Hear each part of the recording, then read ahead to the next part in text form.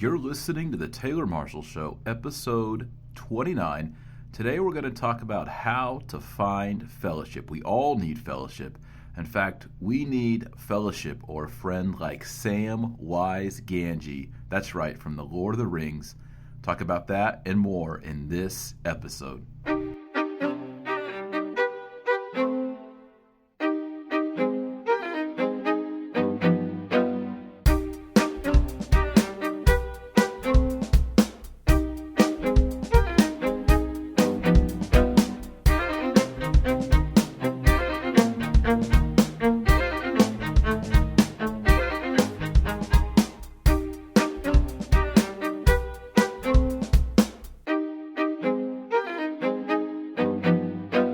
Howdy, and thank you for tuning in to The Taylor Marshall Show.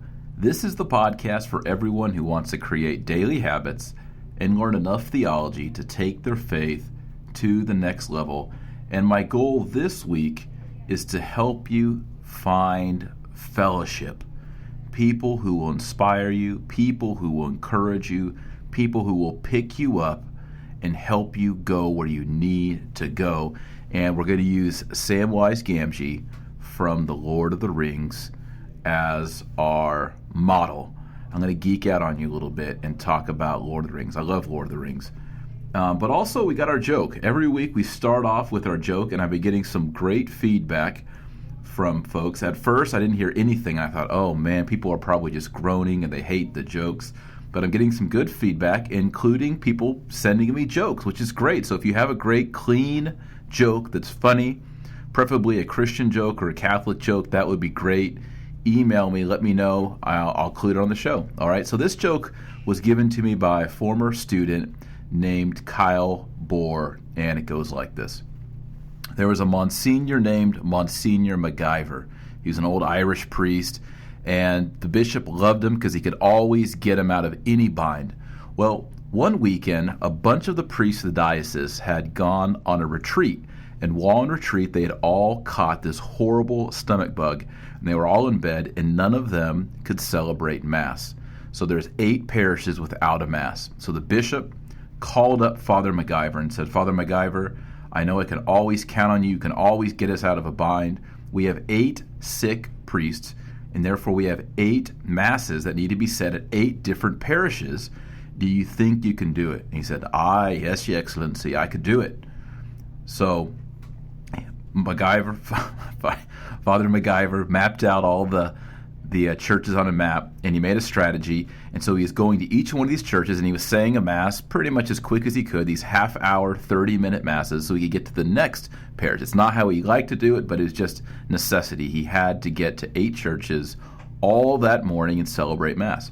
Well, he had said the 8 Masses, and he was driving back, and after he had said 8 Masses, he had drank quite a bit of the precious blood. And as you know, the precious blood, when it transubstantiates from wine, the substance changes, but the accidents remain. So the color of the wine, the smell of the wine, the taste of the wine, and even the potency to make a human being drunk remains, even though the substance changes.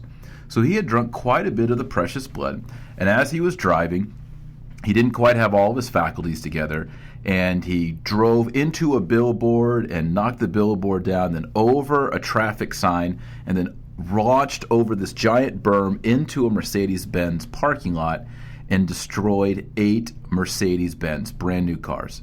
So the dealership called the police, and the police showed up.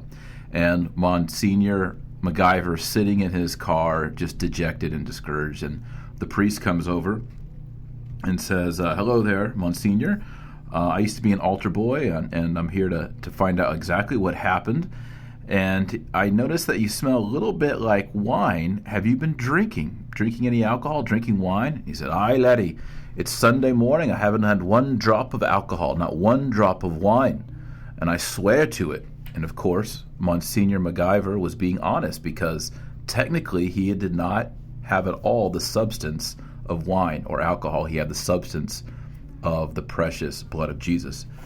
So the policeman said, well, I'm going to have to test you. If you could get out of the car, I'm going to have you walk this line. So Monsignor MacGyver tried to walk the line, and he couldn't do it. He was stumbling all over the place, clearly was on the edge, if not completely inebriated. And so the cop said, well, I need you to put your arms out and touch your nose with your finger.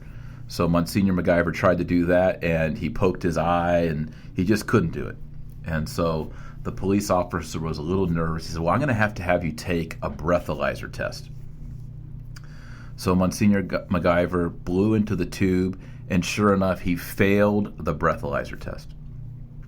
So the police officer said, I'm really sorry, Monsignor, but I don't want to call you a liar. I don't want to say you're not holy, but it seems to me that you are inebriated, that you're drunk. And you've made a huge mess here. You've destroyed a billboard. You've gone over a traffic sign. And look at this. I mean, this is a major accident. It's not just one. It's several accidents. You've destroyed 8 Mercedes-Benz. So before I put the handcuffs on you and put you in the car and take you to the station, is there anything that you want to say? And Monsignor MacGyver rubbed his forehead and he said, aye, laddie, there's one thing I want to say. It's a theological statement. And he said, well, what is that? And he said, well, it seems to me that while I believe the substance changed, the accidents remain. Okay, well, thanks to Mark Nelson, who first told me that joke, and also to Kyle Bohr, who reminded me of it. It's a good one.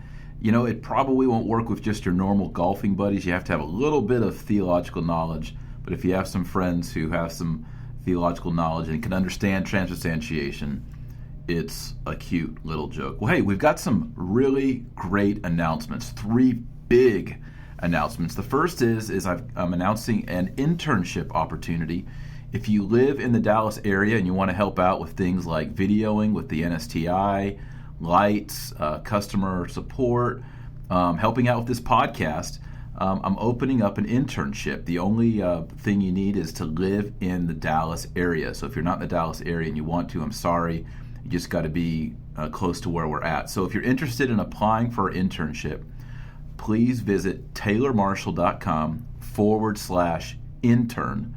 taylormarshall.com/intern, and you can fill out an application there, and hopefully it all works out. Also, this past weekend was my birthday, February 29th. We had a great time as a family. Joy planned a wonderful day on Saturday. I got to sleep in a little bit, breakfast with the kids. We prayed, opened the presents. I got a new knife, which I'm pretty excited about, a Kershaw Blur, in case you're wondering, and some tools. And then we had a Troops of St. George event with Troop 1 of St. George, and we had the boys make sure they knew their prayers. We learned how to use a hammer and nail. We learned about bolts. We learned about ammo, gun ammo. We had some athletic competitions. It was just a great day, like a big field day with the boys and the fathers. So thanks to all of you gentlemen and your sons for a wonderful day. That was a great way to spend the birthday. And then we went and saw the new Muppets movie.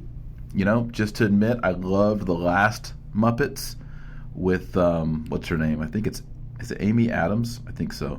That was hilarious. It was so goofy. I love goofy stuff. But the new Muppets, not so good. You know, it wasn't as funny as the previous one, just a heads up on that. And then I had a great dinner at my favorite restaurant with Joy and my mom, and it was a wonderful evening, great food, and it was just a perfect birthday. Really loved it. But also, because it was my birthday, remembering back to last year, my birthday fell on a Good Friday, which means I couldn't really have a party or cake or anything like that.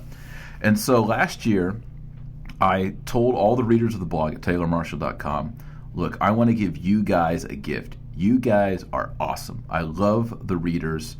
I love all your feedback, your comments. I love your emails. Y'all are an inspiration to me. So I want to give you something. So I threw out 5 book ideas that I'd been thinking about. And I said, you know what? You pick which of these books, and I will write it, and I will give it to you for free. I'm going to give it to you 100% free. I just want to thank you. So we did that. And the book title that won was Thomas Aquinas in 50 Pages, which has been so popular and so inspirational for me and for others. I think we've given away about 14,000 copies of Thomas Aquinas in 50 Pages. It's been a great success. In fact, it even helped inspire me to start the new St. Thomas Institute. So Thank you for all of you that voted last year and voted on Thomas Aquinas in 50 Pages. This year, we're going to do the same thing. We're going to do it again. A free book for everyone who votes. Go to TaylorMarshall.com this week all the way until, I believe, Friday. The polls will be open, and you can vote for which book you would like to have. And just so you know, there's 6 of them. I put up 6 potential titles, and they are this. Number 1, Mary, Mother of Fair Love, a 30-day devotional. Number 2, You Are Anointed, 7 blessings God has poured over you. Number 3, The Liturgy of Your Life, a practical workbook for making a spiritual life plan. Number 4, St. Augustine and 50 Pages, a quick layman's guide to Augustinianism. Number 5, Jesus, I Need You, how to find Christ's peace during the storms of life. And number 6, Keep Your Faith in College, a handbook for the Christian freshman. Okay, so those are the 6 books. I haven't written any of them, right? But when y'all choose one, when you vote, whichever one of those gets the most votes, I'm going to write that book and I'm going to give it away for free. All right, so go to TaylorMarshall.com. There's a poll there at the top of the page. Click on it and cast your vote for which one. And we'll announce it next Monday on the blog, and then I'll announce it on this podcast next Wednesday, which of those 6 books got the most votes. And I'm really excited to find out which one y'all want, and I'm really excited about writing it and putting it up for you guys for free. Now, the other big announcement, this is a huge announcement, and I can't tell you how excited I am about it. I mentioned it last week that it was a possibility. It's now for real. I'm leading a pilgrimage to the Holy Land, Jerusalem, Bethlehem, Nazareth. It's going to be absolutely amazing. For example, we're going to have opportunities. We're going to have priests there. We're going to have an opportunity for you to recommit your wedding vows at Cana. So Christ elevated the marriage to a sacrament at Cana when Mary and Jesus worked that miracle and the water turned into wine. We're going to go to that place and you can recommit yourself to your spouse. If your spouse is on the trip with you, you can renew your wedding vows at Cana. We're also going to be renewing our baptismal vows at the Jordan River where John the Baptist baptized Jesus Christ. And we're going to be going to the Holy Sepulchre where Christ rose from the dead, Golgotha where he was crucified, the Sea of Galilee where he walked on water. In fact, if you want to see the itinerary and everything we're doing on the 11 days, go to pilgrimages.com/Taylor Marshall. All one word there for Taylor Marshall. Pilgrimages.com/Taylor Marshall, 2 L's in the Marshall. And you can see our itinerary. There's maps, there's photos of where we're going to go. It shows you day by day what we're going to do. And what's really cool is we've set it up so that everything we do has a Bible verse associated with it. So you can see on each day where we are and how that relates to the Bible.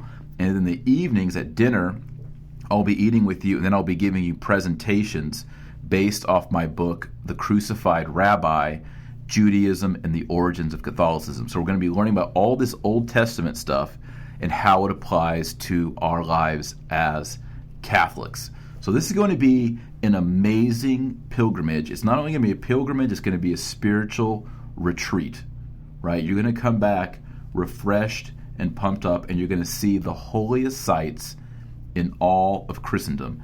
So if you want to sign up or if you want to learn more, go to TaylorMarshall.com/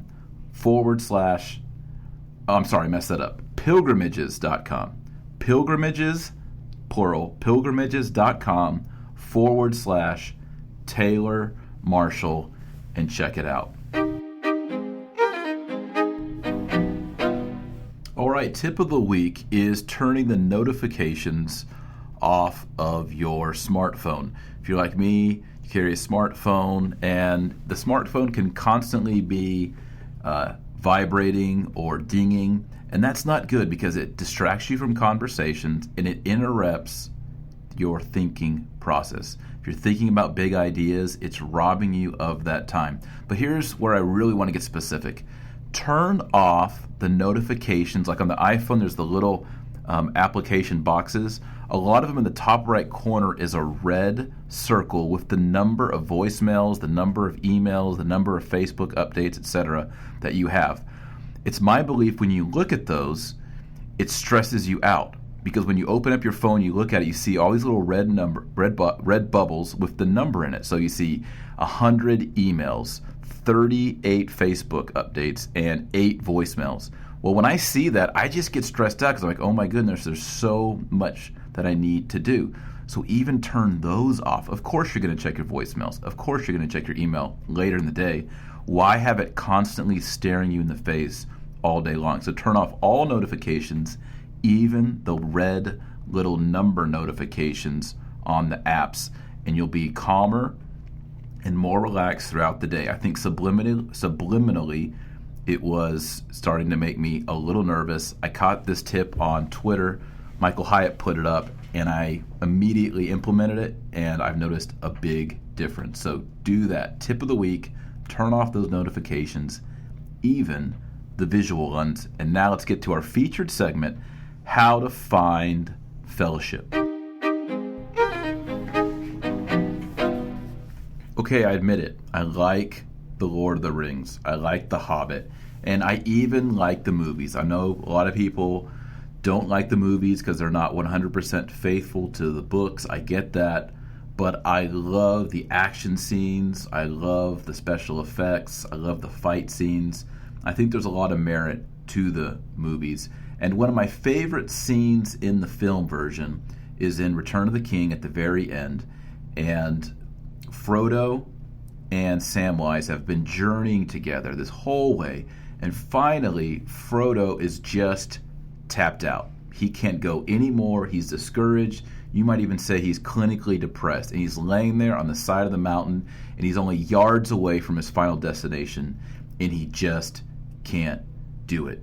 And so Samwise Gamgee tries to inspire him, and there's this beautiful little, it's this short little dialogue where he's talking about strawberries and barley, and then he picks them up. And so I'm going to play that clip right now to remind you what's going on there, and you can hear the passion in Sam's voice as he seeks to help his best friend, Frodo, complete his mission, complete his destiny, his goal. So here it is from The Return of the King, that final scene with Sam and Frodo. It'll be spring soon. The orchards will be in blossom, and the birds will be nesting in the hazel thicket. And they'll be sowing the summer barley in the lower fields,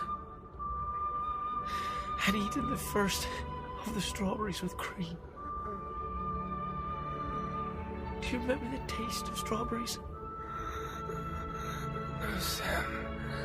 I can't recall the taste of food. No, the sound of water.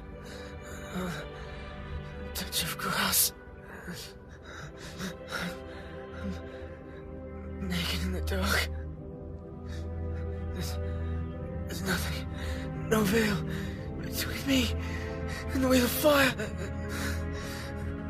I can see him with my waking eyes. Then let us be rid of it, once and for all. Come on, Mr. Frodo. I can't carry it for you, but I can carry you. Come on!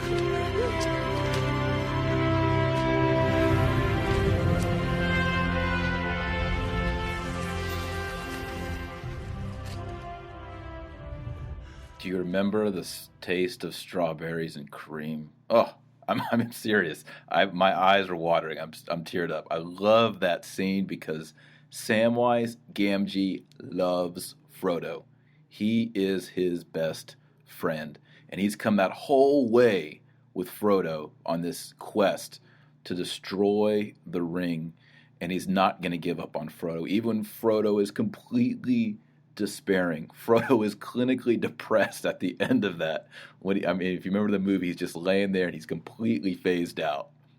And Samwise has it in him to help inspire him with the memory of the barley in the lower fields and the taste of strawberries and cream. And when that doesn't work, he's like, I'm just going to pick you up and I'm going to carry you to your destination where you need to go. Now think about your local parish, your local church. Do you have a Samwise Gamgee? Is there someone there who says when you're discouraged, hey, remember strawberries? Remember the Shire? Remember the barley in the lower field? And when you're completely down and out, will your Samwise pick you up and carry you to where you need to go? Do you have a friend that is like Samwise Gamgee? Let me tell you, you don't need just one of those kinds of people in your life. You need 5 to 10. My father used to tell me, still tells me, that in your life you'll have 5 true friends, and 2 of those will probably be your parents, and then there's 3 others. You need that common core, those 5 people, even 10. In fact, we all need fellowship, not just fellowship of the ring. We need fellowship, really, of the cross. We need to have a fellowship of the cross. People who encourage us, people who are willing to pick us up. You know, there's a huge problem in the Catholic Church today, and it has to do with people leaving the church. Not just abandoning Christ, but also leaving the church altogether, what you might call non-practicing Catholics. Maybe they identify themselves as Catholics. Sometimes they don't. And you know, the reason Christ died on the cross for us and instituted this church and instituted the sacraments and gave us all of these gifts and the saints and the sacramentals and all of that was so that we could be with God forever, but not only be with God forever, be with each other, because God is a Trinity. He is a fellowship of persons, the Father, the Son, the Holy Spirit, and he wants to share that fellowship, that communion with humanity which he has created and with the angels which he has created. You know, fellowship is a lot like coals. I like to smoke meats. I like to grill meats. I like to cook in Dutch ovens. And I've noticed over the years, if you take coals and you put them all together, they get really hot. When you put coals together, the heat goes up and the coals actually move the other coals to get hotter. But when you take the coals and you spread them out so that none of the coals are touching each other, what happens? Each of those coals becomes colder and becomes colder much quicker. So the key to getting a really hot fire is to bring those coals together. And then you get a lot of heat. That's how it is in the life of the follower of Jesus Christ. If you're a follower of Jesus Christ and you have the fire of grace in your heart, but you're separated from other people, your fire is going to cool down.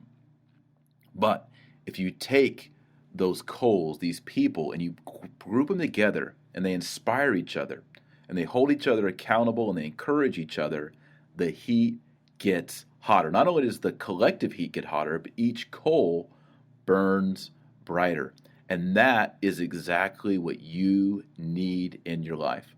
So how do you find it? Well, I think that Catholics are a little bit behind the curve when it comes to fellowships. In fact, I would say that Protestants, evangelicals, are killing us when it comes to fellowship. And I think the reason for that is we subliminally think, well, we have the sacraments, we don't need to try that hard. People have to come to receive the Eucharist, so even if the fellowship is horrible, people will still come. And I think what we're starting to see now is people are just like, well, forget it. I'm not coming even for the Eucharist. I don't feel welcome. I don't know anybody. Nobody says hello. Nobody smiles. I can go to the mega church down the street 5 miles, and when I walk in, someone hands me a Starbucks, gives me a hug, slaps a name tag on my chest, and plugs me into a small group. And that's just easier. Now, we could, bemoan and complain about those people and, they don't really have the true faith, or we could just do something about it. So let's look at some ideas of how we can build fellowship in our own churches. I think it's mandatory. I think we should be trying to become ourselves Samwise Gamgees for other people as we look for those who are going to encourage us. Because let me tell you, it is not easy to be a Christian. It is not easy to be a follower of Jesus Christ. You need other people. Now, most of us will recognize that. We'll say, yeah, we need fellowship. We need other people.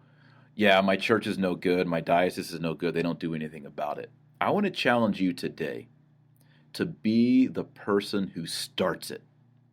You need to be an entrepreneur for the kingdom of God. You should think of a way in which you can provide fellowship, how you can begin to rake the coals together and get the fire really hot at your parish. All right? So maybe if you're a guy listening to this and you're 26, you need to start a fellowship group for men. And that doesn't necessarily mean that you have to make an appointment with your pastor at the office and come up with a big plan and all that. Why don't you just get some guys together and cook some meat and drink some beer and maybe talk about a little theology and do that once a month, 12 times a year? I guarantee you men's lives will begin to change. That's what we've done with the Troops of St. George. The Troops of St. George is an outdoor apostolate. We have fathers and sons and priests and uncles. We go camping into the woods. We cook together on the fire. We hike. We use compasses. We look at each other's knives and talk about how awesome each other's knives are. Priests are out there here at confessions. We have masses in the woods. It's awesome, and it's changing people's lives, right? Because men have said, you know what? I'm going to start a troop in my town. I'm going to start a troop in my city.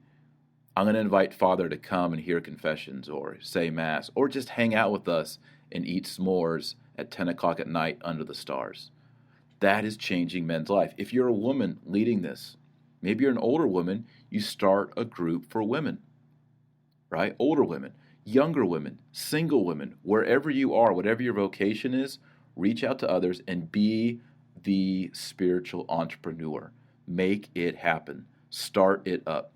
Another thing you can do that's really grassroots is just smile at people at Mass. When you're coming, when you're going, and maybe don't just rush out to the parking lot. Maybe hang out, walk over to someone, and maybe a little nervous, and shake their hand and say, hey, my name is Taylor. How long have you been coming to this parish? And get to know people. Maybe invite people over after Mass. Maybe make that part of your family identity. Say, you know what? 2 times a month, we're going to invite people over to our house after church just to hang out. Let the kids play in the backyard. Dad can roast some bratwurst on the grill, and the moms can just sit inside and talk while they make guacamole. That's what I'm talking about, right? We've got to be proactive. And the more we do this, the more we will see change in each other's lives. We will begin the process of evangelization. We will stop the hemorrhaging from the church where people just leave because they don't feel loved, wanted, affirmed, or confirmed. We should have the hottest lump of coals in town. We should be producing the heat of divine charity where people are like, that place is welcoming. That place is loving. Think about when Christ was walking on earth. All the sinners, all the people at the fringes of society, the tax collector, the prostitute, the leper, they were being drawn to Jesus like a magnet. They wanted to be there because he was burning with divine charity, because he was the divine charity. And I believe, honestly, the Gospels don't say this, but that Christ had a smile on his face and a twinkle in his eye. And when you saw him, deep down in your soul, there was something that resonated and said, I want to talk to him. I want to touch the hem of his garment. I just want to be around him when he speaks. Because he was inviting people into something profound and deep, namely the kingdom of God. So we need to be proactive. And there are a million ways that we can begin to build community. For example, do you have ushers at your church who are welcoming, kind, and friendly, And on their usher tag, does it say their name so that people get to know them and have a friendship with them and feel welcome? Does your parish offer a meal after the morning mass? Maybe at 12 o'clock there's a cold cut lunch, or maybe there's pancakes, or the Knights of Columbus provide something. If not, don't complain about it. Be the person who starts it, who initiates it. Is it going to be thankless? Yes. Is there going to be misunderstandings? Yes. But you're doing God's work, and whenever you do God's work, you always find joy and peace. Always. When you're in God's will, there's a joy and a peace. It says it all over the New Testament, right? There's joy and peace and grace when we do God's will. So, fellas, if you're listening, get out there and start a meat fest with some beers and hang out with your friends and encourage each other. And as you hang out and talk about going to confession or going on retreats or challenging each other to make a visit to the Blessed Sacrament or going to daily mass or whatever it is, praying the rosary, it will change lives. Women, young women, all women who are listening, get together. Do edifying things, help each other out. Maybe even offer to watch each other's kids, making an exchange. Whatever it takes, be like Samwise Gamgee and say, hey, I'm here to help you. I'm here to carry you. And hey, if you're bummed out, I'll bring you some strawberries and cream. I'll bring you some barley in the form of beer. Find fellowship, the fellowship of the cross, and become an encouragement to someone else.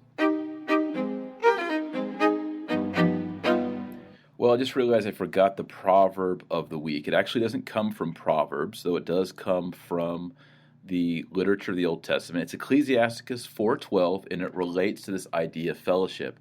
And it goes like this. Ecclesiasticus 4:12, quote, "If a man prevail against one, two shall withstand him. A threefold cord is not easily broken," end quote. The key here is a threefold cord is not easily broken. In other words, if you have two friends who have your back, that fellowship is not easily broken. You have people surrounding you and backing you up. So, and also there's kind of a Trinitarian illusion there. A threefold cord is not easily broken. So get some fellowship. Get some people who love you and whom you love and back each other up. A threefold cord is not easily broken. Well, before we move on to our Latin word of the week, I just want to give a shout out to all the new folks in the New St. Thomas Institute. The New St. Thomas Institute, for those who are new to the podcast, is an online opportunity to take lessons in Catholic theology and philosophy based on the teaching of St. Thomas Aquinas. I teach the classes. They're all delivered in high-quality HD video, and you can check it out at newstthomas.com. That's newstthomas.com. And today we put up a video lesson on the 5 ways of demonstrating the existence of God according to Thomas Aquinas, the Quinque Viae. Last week we had a video on the new atheists like Richard Dawkins, Christopher Hitchens. So a lot of relevant lessons that you can apply to your everyday life, and you'll just grow in your knowledge of the faith. And we've had a lot of new signups this week. I just want to send a shout out to those who have signed up in the last several days. Thank you to Kathleen Bach, Linda Cooper, Dorothy Acosta, Jim McGuire, Lindsay Matheson, Isaac Tang, Rick Altenhofen, Barbara Rosser, Tony James Byer, and Rosario Ortiz. Welcome to the New St. Thomas Institute. Enjoy all the lessons. And when you join, you get full access to everything, all of the lessons, and you have the opportunity to earn a certificate in theology. That takes about 12 months. So if you're interested in learning more or you want to earn that certificate in theology, check us out, newstthomas.com. We have well over 1,000 members who are taking lessons every day. And our Latin word of the week is adhortator. Adhortator, and it means an encourager, someone who exhorts you, someone who encourages you along the way. And so in your life, you need an adhortator, someone who is calling you forward to grow, to be encouraged, to finish your final destiny, your final goal, which is to die in the state of grace and be with God, happy with Him forever, in the beatific vision, forever and ever and ever, world without end. Hey, if you want to learn more about all these things that we're talking about, especially Thomas Aquinas, you can get my new book, Thomas Aquinas in 50 pages, and I'm going to be writing a new book, and if you want to vote, as I mentioned earlier, go to taylormarshall.com and vote on what the new book will be, what title you would like, and we'll make it available at taylormarshall.com. When that new book is available, we'll be taking the Thomas Aquinas in 50 pages off. So if you want to download it, do it now, taylormarshall.com. Get the book for free, Thomas Aquinas, 50 pages. And again, thank you to everyone who has rated this podcast, and I really appreciate you. If you enjoy this podcast, please go to iTunes and leave a review. You can leave a 1-star, 2-star, 3-star, 4-star, or 5-star. And I'm personally grateful to each and every one of you who have done it. And I want to give a shout out to all those who did it in the last week. Thank you to C.D. Swike, Giplin, Rain in Newark, Dr. Callan, who wrote a wonderful review. Thank you, Dr. Callan, and C.S. Ora.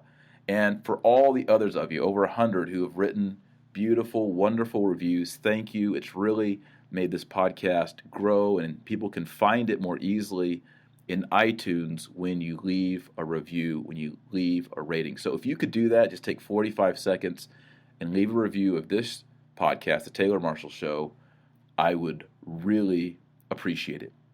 You can leave a review by going into iTunes or just Google iTunes, or you can put in your Google bar, iTunes Taylor Marshall, hit enter, and it will come up, and you can click into iTunes and leave a review there. And again, I would be so grateful if you would do that. Thank you so much. And remember, our Lord Jesus Christ said that you are the light of the world and the salt of the earth. So go out there and be salty.